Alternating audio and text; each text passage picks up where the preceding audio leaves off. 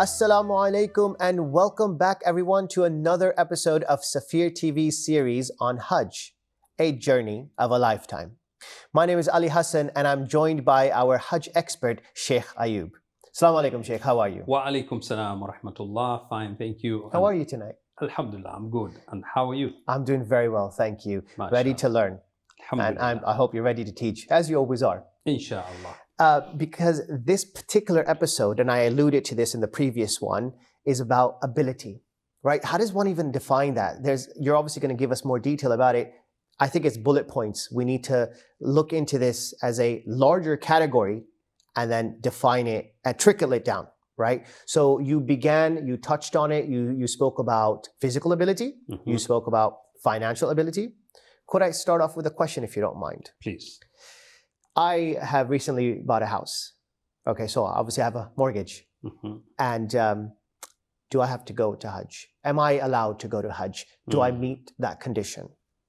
Very important question. When we look at ability, the word, actually key word in the Holy Quran, in the Hadith, is istita'a.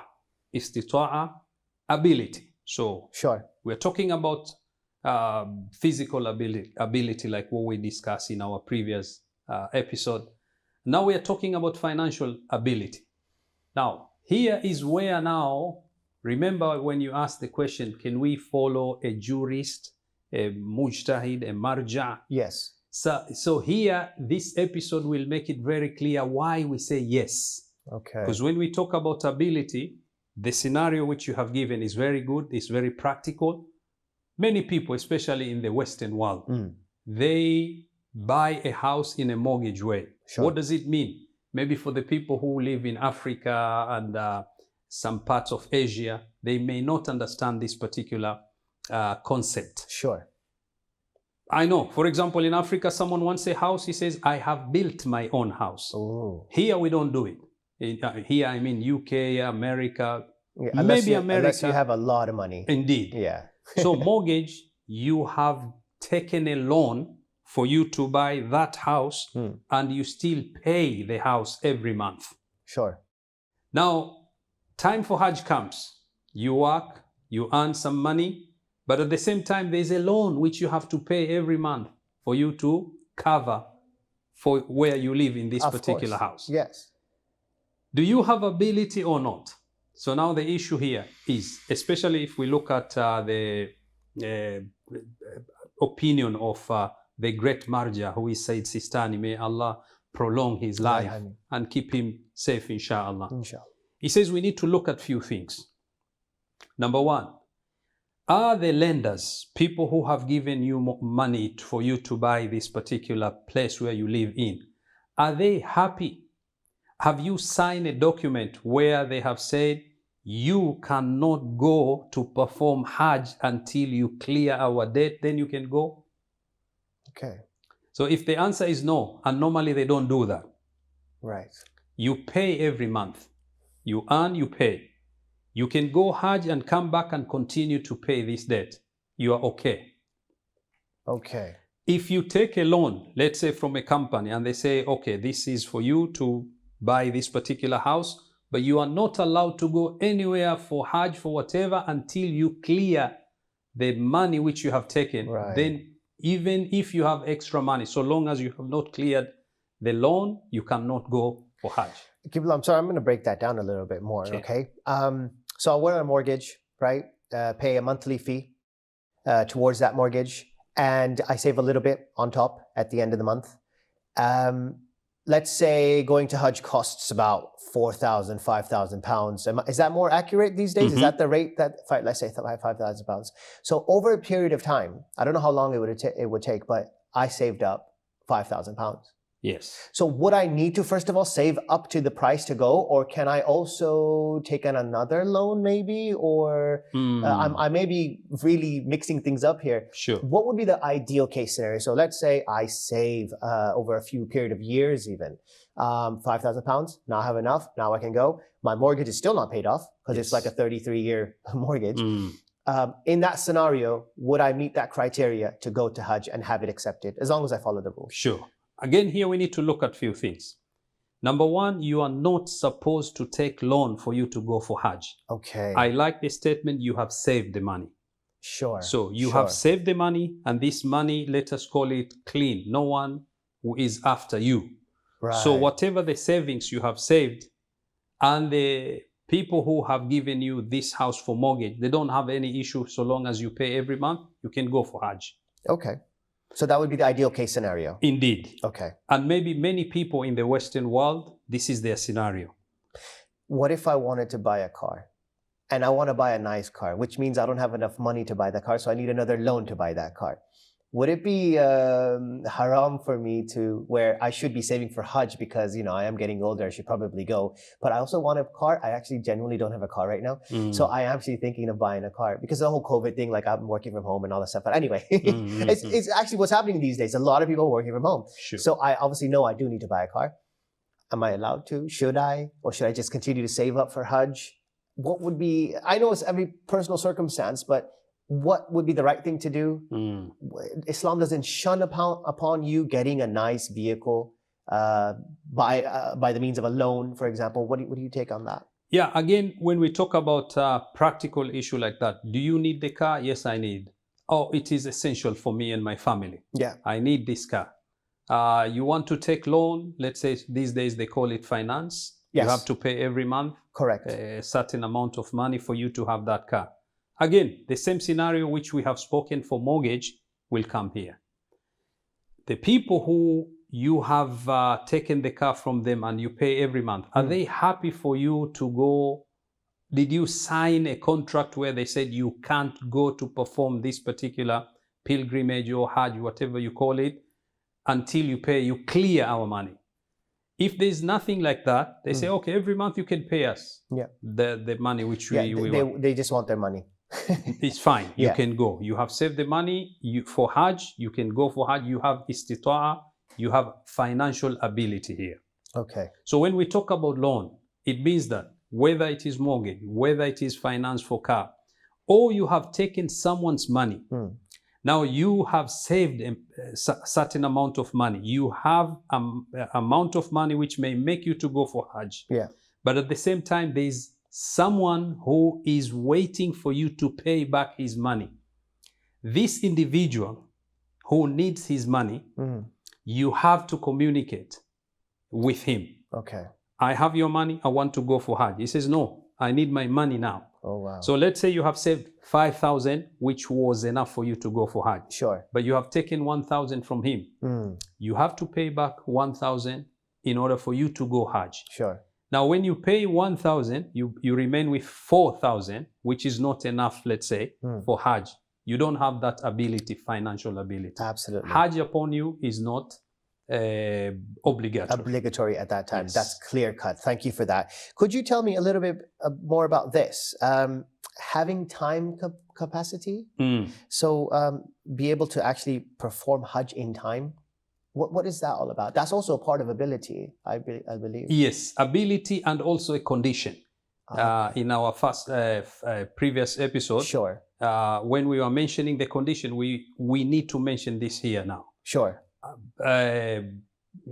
What we call it? The ability, having time capacity. Very good. Time capacity. Yes. I didn't have ability, financial ability. Sure. Now there are 2 weeks before Hajj start. Right. All of a sudden, Allah, the Almighty, opened the doors for me. I did maybe business or something, or someone has given me a gift. Now I have money. Yeah. I want to go for Hajj.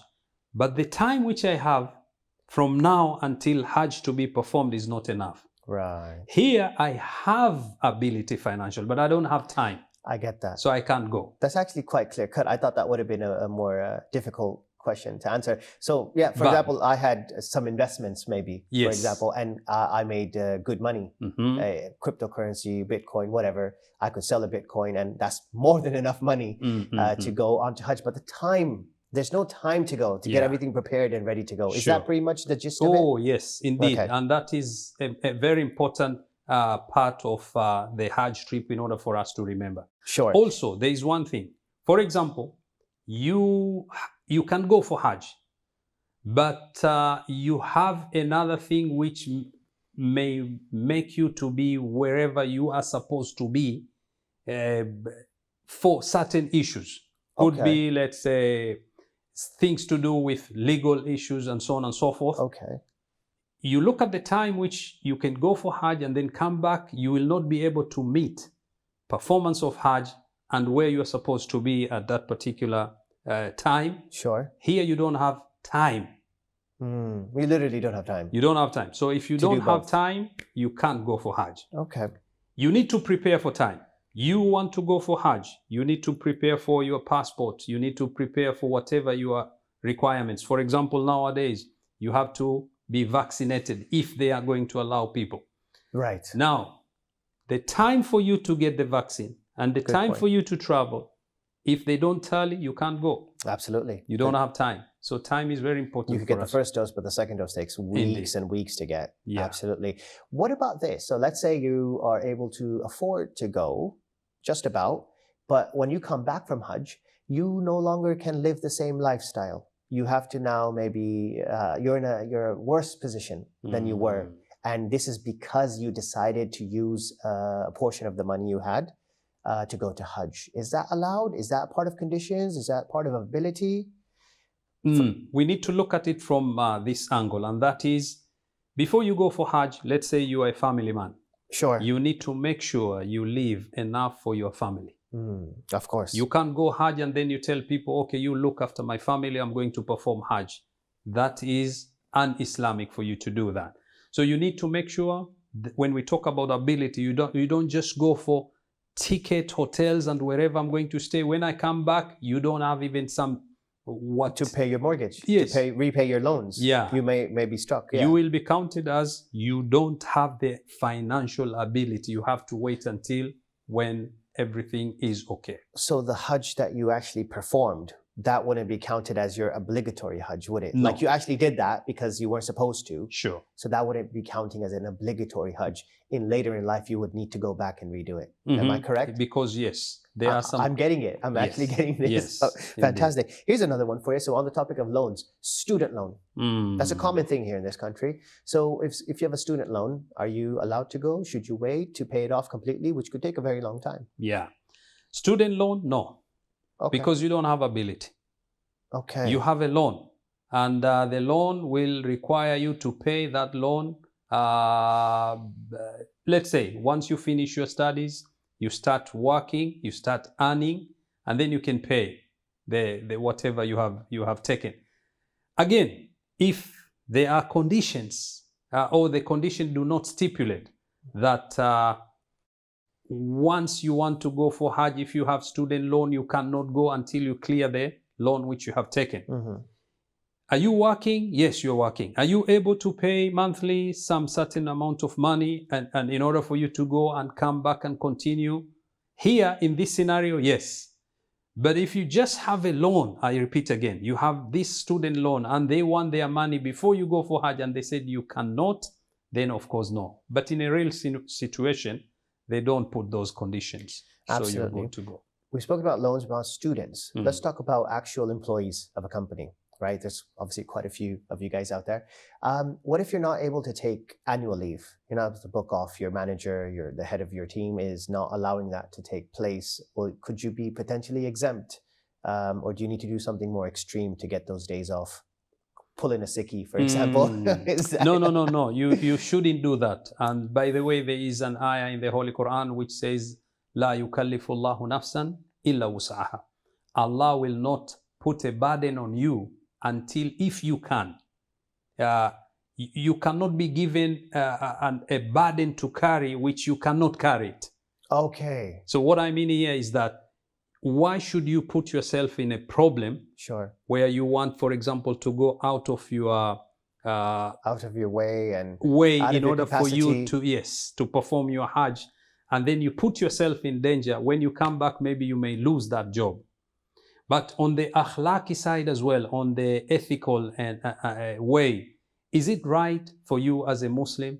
You find different ways in order for you to go, I'm going to obey my God, Hajj, and then you come back here, they say, why you didn't take proper way for you to get your annual leave. Sure. There's a problem here. So no, you are not allowed to do that. This actually coincides with another question, which is, I'll just read it out to you. So a person, for example, is bound by a work contract. Okay. So traveling for Hajj would violate that contract. For example, he will be forced to delay a delivery of a project because he has planned to go to Hajj. What happens then? Same scenario? Same scenario. But to add even particular one hadith, the Holy Prophet sallallahu alaihi wasallam, it has been narrated that he says, Al-Muslimuna or Al-Mu'minuna inda shurutihim.